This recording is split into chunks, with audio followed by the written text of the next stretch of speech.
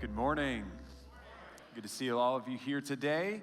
Man, it's always a good day when we get to celebrate with baptisms. As Josiah said, we had 2 in the first and 2 in the second. Awesome to see what God is doing. Hey, I want to let you know, usually we have prayer call before the sermon. We're going to allow a little bit of time at the end of service to move our prayer time to the end. So just wanted to let you know about that. We are in a series called Disqualified, and we're looking at how God used the disciples who seem disqualified, and sometimes us who think we're disqualified, and how God uses us as part of his kingdom. For those that like to get ahead and find the scripture, we're going to be in 2 places today. Matthew 26, we're going to read a few verses there, and then we'll finish up in John 21. So you can go to Matthew 26, put your finger in that, and also John 21. Have you ever had a moment in your life where you did something you immediately regretted? They call this instant regret. Have you been there? It's like you knew the moment you did it, you shouldn't have done it. It's that what was I thinking moment. Now, I was an early bloomer into the world of regret, all right? By 7 years old, I had already crashed my dad's car into the barn. By 12 years old, I had almost shot my brother's eye out with a BB gun. But that's child's play compared to what I did 1 month after becoming a youth pastor out of Bible college. I was 23 years old, wasn't even married yet, a month on the job. It was July 4th weekend, and was hanging out with some students. And of course, we had fireworks, all right? So I got this idea that seemed really good at the moment. It would be really funny to light a firework and throw it underneath this 13-year-old boy named Eric's seat, all right? Because we were always kind of pranking each other, and it would be funny. He'd jump. We'd all get a good laugh. So I get the little black cat firework, and I get my lighter, and I just casually sneak behind Eric, and I light the firework. Here's what happens if you've ever lit a firework. You start to panic when you see the fuse burning down. It's like, oh man, I wasn't ready for this. And so instead of making a good throw underneath his seat, I panicked and I threw the firework, and it's sailing through the air, and it lands between the back of the chair and Eric's back and slides down. Boom, it goes off. And just like the firework, I thought my whole career just went up in smoke. My whole future. And all of a sudden, this 13-year-old boy is rolling on the ground sobbing. And I thought 2 things. First, run fast. Maybe they'll never find you, all right? Maybe you can just disappear. I've seen this thing happen. Just run. Secondly, I thought, I'm going to be fired, and I'm going to go to jail today. The worst part about it is, if this nightmare wasn't bad enough, I had to then call Eric's mom and say, hey, Donna, how you doing? Hey, just want to let you know, I accidentally threw a firework at your son, and it went off, and you might need to take him to the hospital. What was I thinking? Now, I know what some of you are thinking. Why in the world did Sean hire this guy? Like, what kind of guys do we have on staff here? And I'll just let you know, I left that part out in the interview, all right? Regret is such a terrible feeling, isn't it? Like, we've all been there. You guys, before you judge me too harsh, you got your stories, all right? You have the stories that you're not very proud of either. And regret does that to us. It is this mixture of what was I thinking mixed with what are people going to think of me when they find out I did this. And that's what regret does. Regret opens the door to shame, and not just the funny moments like throwing fireworks. I wish my worst regrets were just limited to throwing a firework. But there's been other things through my life, things that I'll never mention from the pulpit, things that I leave off my sermon illustration list. But what regret and shame does is it causes us to see ourselves differently. Like, we know who we really are. We've known what we really do. And so we look at ourselves and we think about ourselves in light of that regret and shame and failure. But what about God? What does God think of us? What does he think of you? What does he think of you in light of your worst failure, the stuff that you're not proud of? When God looks at that, what does he do? Is God shaking his head in disappointment? When that day that I threw the firework at Eric, was he like, oh man, is this the best we could find? How does God respond to us? There's a saying that goes like this: you don't know a person until you live with them. All right, all the spouses are like, yep, that's true, that's true. And so if we want to find out how God thinks about failed people and people who mess up, or how Jesus responds to people that fail, then let's look at the people that Jesus lived with for 3 years. How did Jesus respond to the disciples when they messed up? All right? So we need a disciple who has a few screw-ups under his belt. We need a disciple who was kind of constantly creating a few blunders and regrets. And we don't have to look any farther than our brother Peter, all right? So today we're going to look at Peter's life and what we can learn from him. Peter is a mass of contradictions, isn't he? Just like me. One moment he's running forward in faith. The next moment he's cowering in fear. One moment Jesus says, man, the words you just spoke, Peter, are from God himself. The next minute he's saying, Peter, get behind me, Satan. Like, that was Peter. His life was up and down. And I really believe Peter's the kind of guy that would have thrown that firework. I really do. I find a friend in Peter. I'm like, he gets me. He would have chuckled at that story. He would have been like, yeah, I would have done the same thing. Maybe that's why I love Peter. Maybe that's why you love Peter, is because we can see ourselves in his failure. We can see ourselves not in how religious and pious he was, but how often he failed and how often he missed it. Last week, Sean shared about Andrew, which was Peter's brother. And Andrew would introduce Peter and Jesus. He would go and get Peter and say, hey, I've found the Messiah. You've got to come meet him. And Jesus would meet Peter, who was Simon then, and he would change his name. He says, I'm going to call you Peter the Rock.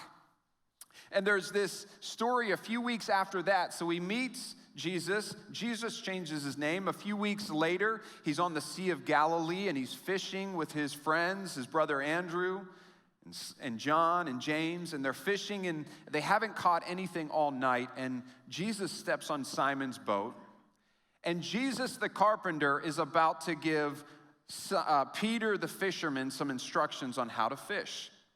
And so they hadn't caught all night, and so Jesus said, hey, did you try throwing it on the right side? Like, throw the net on the right side of the boat. Can you imagine what Peter was thinking? Oh, you know what? I didn't think of that. That's what I'm missing. I should have thrown it on the other side. No, Peter's probably thinking, who is this guy? Who is this carpenter guy that's telling me how to fish? But he obeys. The nets are full of fish. And Jesus looks at Peter and says, Peter, from this day, starting today, you're no longer going to fish for fish, but you're going to fish for men. I've called you to be my disciple. And so Peter the fisherman becomes Peter the disciple. And over the next 3 years, he travels. He spends almost every day with Jesus, learning from him, learning what it means to be a disciple of Jesus. And we get to our scripture today in Matthew chapter 26. It's important to know that Peter is not a new Christian. He's not a baby Christian. He's a seasoned Christian. He knows Jesus. He knows his commands. He's really pledged his life to serve Jesus as his Savior and his King and his Rabbi. And so that's where we get into the story today. So we're going to read a few verses. We're going to begin in just a minute in verse 33. Just a little bit of context of what's happening. When we get to Mark 26, verse 33, Jesus is having the Last Supper with his disciples, the Passover meal. They don't know it's the Last Supper. They just think it's another Passover meal. And Jesus gets up at the end of the meal and he says, guys, some things are going to happen tonight. And they're going to be pretty bad. And they're actually going to cause you to fall away from me. they're going to actually cause you to run and kind of abandon me. Now, can you imagine? You're Jesus's core. Like Peter and the disciples, they're Jesus's people. And Jesus looks at him and says, hey, listen, you're going to fall away tonight. And so Peter gets up, as he often does in verse 33 of Matthew 26, and he says this, though they all fall away from you, all fall away because of you, I will never fall away. Peter says, Jesus, let me make something really clear. I'm not going to fall away. There's no falling away happening tonight for me. And Jesus said, truly I tell you, this very night before the rooster crows, you will deny me 3 times. Peter said to him, even if I must die with you, I will not deny you. Those 5 words, I will not deny you, they make us cringe a bit on this side of history, don't they? Because we know what's coming. We know what Peter's about to face. I will not deny you. Jesus would be arrested shortly after this. He'd bound and led to Caiaphas' house, the high priest, and there he would be given a mock trial. And it says that Peter didn't scatter, but he followed at a distance. It said Peter kind of kept his distance, seeing where they were taking Jesus. He sees them take him to Caiaphas' house, and he goes into the courtyard. He can't go into the house to see the trial, but he's just outside in the courtyard. And that's where we pick up in verse 69. Let's see how Peter responds. Peter the rock, Peter the one that says, I will never deny you. It says in verse 69, now Peter was sitting outside the courtyard, and a servant girl came up to him and said, you also were with Jesus the Galilean. But he denied it before them all, saying, I do not know what you mean. And when he went out to the entrance, another servant girl saw him, and she said to the bystanders, this man was with Jesus of Nazareth. And again, he denied it with an oath, I do not know the man. From I will not deny you to I do not know the man in a matter of hours. How does that happen? How does our loyalty fall away so fast? I mean, we see this in every day, all right? I say to my wife, honey, I will never leave the toilet seat up again. All right, my boys may, all these other guys in the house, they may do it, but not me. I will never leave the toilet seat up again until the next day. And we do this with Jesus, don't we? Isn't it amazing how quickly we can go from saying, Jesus, I would never deny you, to doing the very same thing we said we wouldn't. Saying, Jesus, I'll never go back to that sin again. You've saved me from it. I'll never go back to it. Jesus, I'll never doubt you. Jesus, I'll never let fear control my life again. And what do? It's not long till often we're saying, maybe you're in here and you the same thing. You've been in a place where you've had a moment with Jesus, and in confidence you say things like, I'll never have a drink again.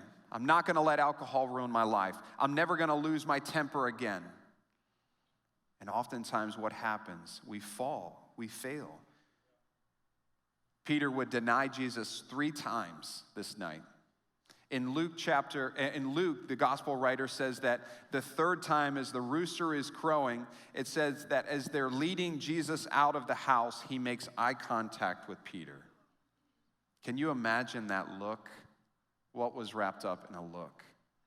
We deny Jesus from afar. I mean, we can't see Jesus. He's in heaven and we know he's here. But when we deny it, it's not like we have to look in the physical eyes of Jesus, but Peter did.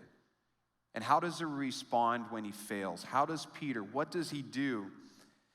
It says in verse 75 of Matthew 26, and Peter remembered the saying, before the rooster crows, you will deny me 3 times. And he went out and wept bitterly. What's happening? Shame is unraveling Peter, isn't it? It says that he ran, he left. This is what shame often does. Shame comes in, and almost always it drives a wedge in our relationship because we look at ourselves and we see ourselves in our sin and our failures. We want to get away from the person we hurt. We want to get away from it, and so often that's what happens with Jesus. And so it says that he's falling apart, he leaves, and the worst part about all of this is what a spectacle he made of himself with the disciples. I will never deny you, and here he is. In Peter's eyes, he's done, game over, he's a failure, he's disqualified, he's kicked off of Team Jesus. I mean, why wouldn't he be? He denied Jesus 3 times. All those moments that Jesus told him about his future, all those moments where he said, Peter, you're going to be the rock on which the church is built, and God's going to use you. All those moments, Peter, you can kiss those goodbye.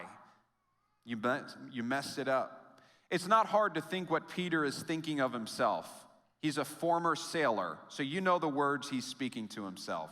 You know the things he's saying. You know the negative self-talk that's going on, the kind of this dialogue inside of his heart. You know what he's saying. You know what he's thinking about himself. But I wonder what God is thinking about him. What is God thinking about the man who just denied his son? I'll tell you how I would feel if I found out that my son and his buddies were out hanging out and some thugs pulled up and all of my son's friends just left him there and betrayed him. There'd be some words to be shared. There'd be some explaining to do from his buddies. You did what? You left him? You ran? Are you kidding me? So is that how God sees Peter? How does heaven respond to the man who betrayed its son, heaven's son? Is there a bolt of lightning? Is there eternal banishment? At least, the very least, he's kicked off the team. Well, we find out just a bit of this. The story goes through this Easter weekend, which we'll celebrate in just about 2 weeks. It says that Jesus was falsely accused. He was beaten. He was whipped. He was hung on a cross outside Jerusalem and was crucified there. And his body was taken down and put in a borrowed tomb. A stone rolled away, a stone rolled on it, and then 2 guards set in place. 3 days later, it says that some women were going to the tomb to anoint the body. They get there, and they look in the tomb, and instead of finding Jesus, they see an angel sitting there. And in Mark chapter 16:7, you don't have to turn to it, it's going to be on the screen. Here's what the angel says to the ladies, and it tips heaven's hand. We start getting a glimpse of how heaven is responding to Peter. It says in verse 7, "But go, tell his disciples and Peter that he is going before you to Galilee. There you will see him just as he told you." Did you catch it? 2 words. Go tell the disciples and Peter. Now, Peter was a disciple, so why include that? It seems a bit redundant. Wouldn't it have been enough just to say, go tell the disciples that Jesus is going to meet them in Galilee? Here's why I think the angel said it. I don't think Peter would have showed up. I don't think Peter thought he was a disciple anymore. I think Peter had wrote himself off. I think Peter had disqualified himself. In Peter's mind, he wasn't on the team anymore. He had betrayed Jesus. He's off the team. God doesn't want that kind of people on his team. And so I think all of heaven had watched Peter fall. And it's as if in this moment, all of heaven is wanting and waiting and helping for Peter to get back up. And so God sends an angel and he says, I want you to tell the ladies, go get the disciples, long pause, and especially Peter. Especially tell Peter that Jesus wants to see him. Especially tell Peter that he's not off the team. He's not disqualified. One failure does not make a flop. So the angel tells him. He says, go and wait in Galilee, and that's what the disciples do. And we'll flip over to John 21, and we find the rest of the story here, the rest of Peter's story. Because Peter is about to come face to face with the gospel of the second chance. It says that Peter and some of the disciples were waiting in Galilee for Jesus to return, for Jesus to meet them there, and they're waiting for him. And in John 21, verse 3, Simon says this, Simon Peter said to them, I am going fishing. They said to him, we will go with you.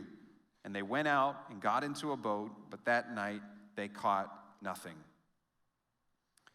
Jesus is maybe sitting around the table with his disciples, and I'm sure the silence and the waiting had to be killing Peter. Because when you've got shame in your life, there's nothing worse than moments to just think about it. And so it's as if Peter just gets up and he says, I'm going fishing, guys.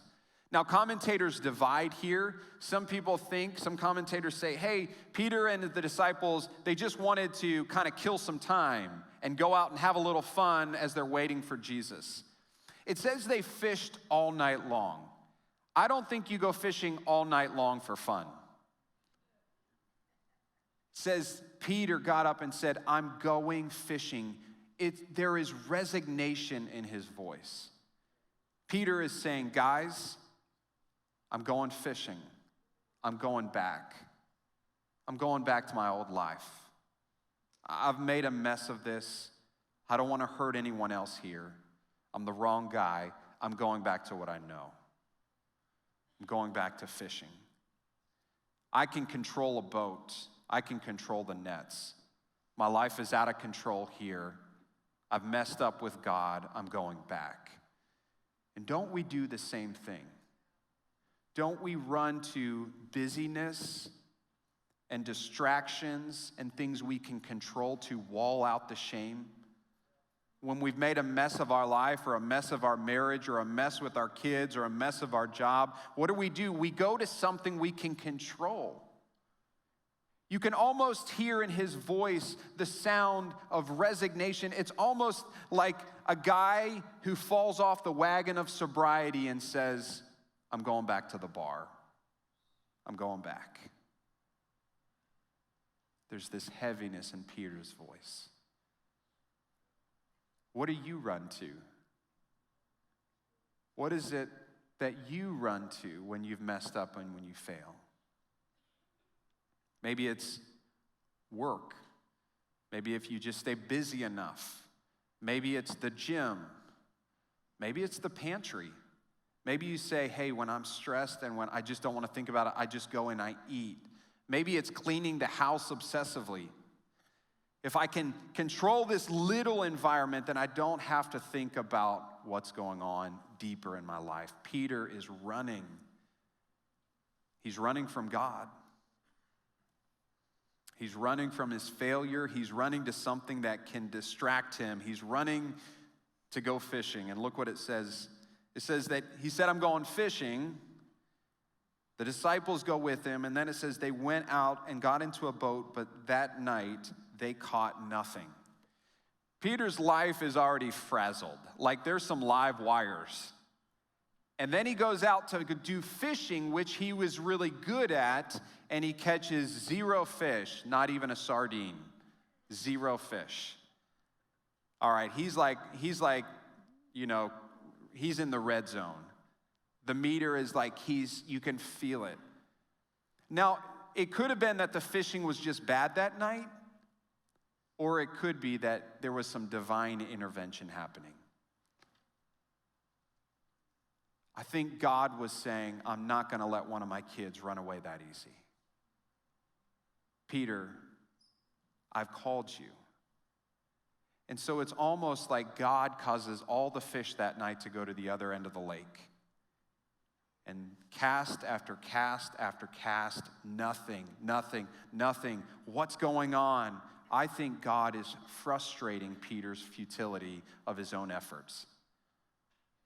I think God is saving Peter from himself. You see, I think if Peter would have went back that night and had a really good catch by himself, he might have been tempted to just become a fisherman again. But God had said to him, Peter, you're not going to be a fisher of men or fisher of fish. You're going to be a fisher of men. And so God went after him that night and kind of complicated his life, which he does to us. Is God being mean here? Is God being spiteful? Is God saying, oh, you want to deny my son? Well, you're not going to catch any fish. No. I think it's like a father who sees his son going out into the street and a car coming, and he grabs a hold of him and he yanks him back, and he causes some temporary pain to save him from even bigger pain. I think God had to kind of grab Peter's arm and say, Peter, no, that's not the way. The way out of shame is not running away from God. And so, verse 4, they fish all night, they don't catch anything, and just as day was breaking, Jesus stood on the shore, yet the disciples did not know that it was Jesus. Here's what I think might be going on. It's daybreak, they fished all night, and it says, just at daybreak, Jesus is on the shore. Now, what happens in the country and on a farm right at daybreak? What do you hear? Roosters crowing. I wonder if as the dawn is breaking, Jesus is on the shore and there's roosters crowing in the background. Can you imagine every time? There was a lot of mornings between the denial and this day with Jesus. How many times did Peter wake up to roosters crowing? And every time he heard that, it was a reminder of his shame. Some of you daily have to walk by reminders of your shame. Some of you have to see people who you denied or you walked out on. Some of you have to see the effects of a broken home. Some of you have to drive past that bar that you used to go to. Every morning, Peter would have heard this. But this morning, his life is about to change for the better. It says that Jesus is standing on the shore, and Jesus said to them, "Children, do you not have any fish?" He says, "Do you not have any fish?" And they answered, "No." And he said to them, "Cast the net on the right side of the boat, and you will find some." So they cast it, and now they were not able to haul it in because of the quantity of fish. You're thinking, wait, I've already heard this story before. And maybe you heard it here, or maybe you heard it in Luke 7, which I referenced earlier, of the first time Jesus calls Peter, when Peter hadn't caught anything all night, and Jesus steps on his boat. His nets fill up with fish, and it says 3 years earlier that Peter falls on his knees in the boat and says, "Jesus, you've got to get away from me. I'm the wrong guy. I'm a bad guy. I'm not the kind of guy you want." And Jesus looks him in the eye and says, "Peter, you're exactly the kind of guy I want. Peter, you're exactly who I came for. You're exactly the kind of person I want on my team." And what does Jesus do 3 years later when Peter is running from God and Peter is right in the middle of his biggest mistake? What does he do? He recreates the miracle in Peter's life to communicate to Peter, hey, the relationship is still on. Peter, you might have disqualified yourself, but I haven't. The calling still stands. The invitation to a relationship still stands. It's interesting, in verse 7, it says that the disciple whom Jesus loved, that's John who's writing the book. He loves to refer himself that way. I'm Jesus' favorite. We all know it. The disciple whom Jesus loved, it says, therefore said to Peter. So he doesn't say, hey guys, it's Jesus. He looks at Peter and says, Peter, it's Jesus. Why does he do that? I think he's saying, Peter, this is your miracle. Peter, this is not Nathaniel's fig tree. It's not Matthew's tax collecting booth. Peter, this is your miracle. I think Jesus did this for you. I think Jesus is trying to tell you something, Peter. And Peter responds in a way that I hope some of you who have been running from God, I hope you will respond the way Peter does. Look what it says on the rest of verse 7. When Simon Peter heard that it was the Lord, he put on his outer garment, for he was stripped for work, and he threw himself into the sea. It wasn't pretty. It wasn't an Olympic dive. It says he threw himself into the sea. It was a mess because Peter is a mess. it didn't look good. And it doesn't say in the text, but I've got to believe that there's some ugly crying happening as Peter is high-kneeing it through the waves, and he smells like fish, and he's wet, and then he gets to the beach and there's sand on him. You want to know how God responds to failure? You want to know how Jesus responds to you when you mess up? Just like this. He meets you at your worst and he says, stop running. The invitation still stands. You're still welcomed here. All Peter does is start moving towards Jesus. And that's enough. That's enough. You see, we think that, I would expect Jesus, when they get to the shore, when they get to the beach, I would expect Jesus to be standing there, or at least, when they were out on the boat saying, Peter, get over here now. We got to have a talk. We need to talk about what you did the other night. Or at the very least, when they get on the shore, kick some sand in their face or something. That's what we expect, because that's how we're often met in our failure. We live in a world that says you can do anything, but as soon as you do everything, they have zero tolerance and zero grace, and they're ready to cancel you. And so we're used to people canceling us.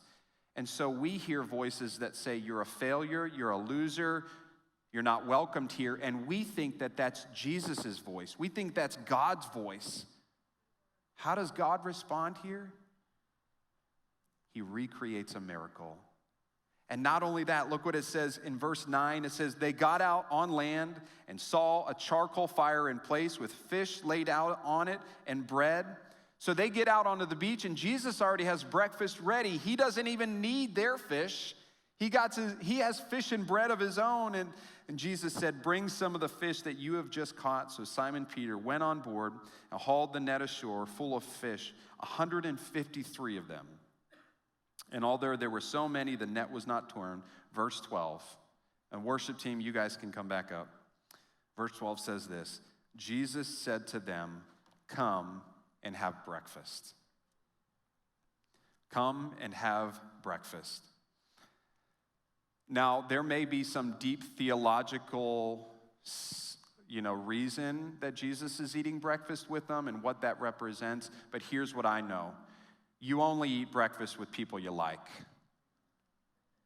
You invite people over to your house for breakfast if you like them. I think that's the message Jesus is sending here to his disciples.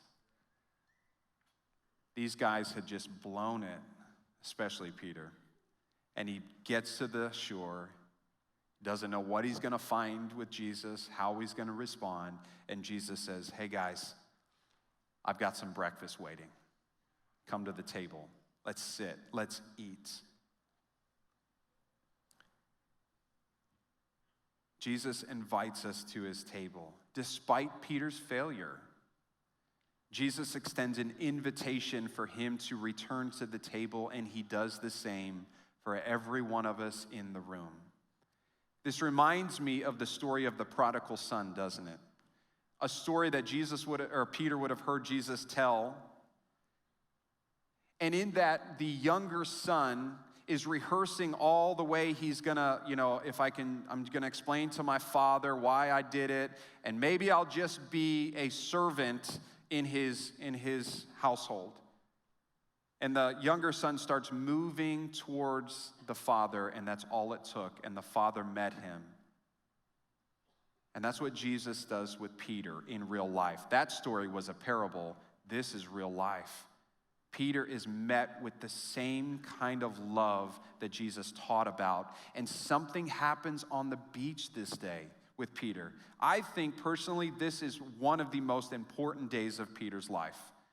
He had heard a lot about the love of Jesus, and he thought he knew everything there was to know about being a disciple, but he had missed a really important lesson.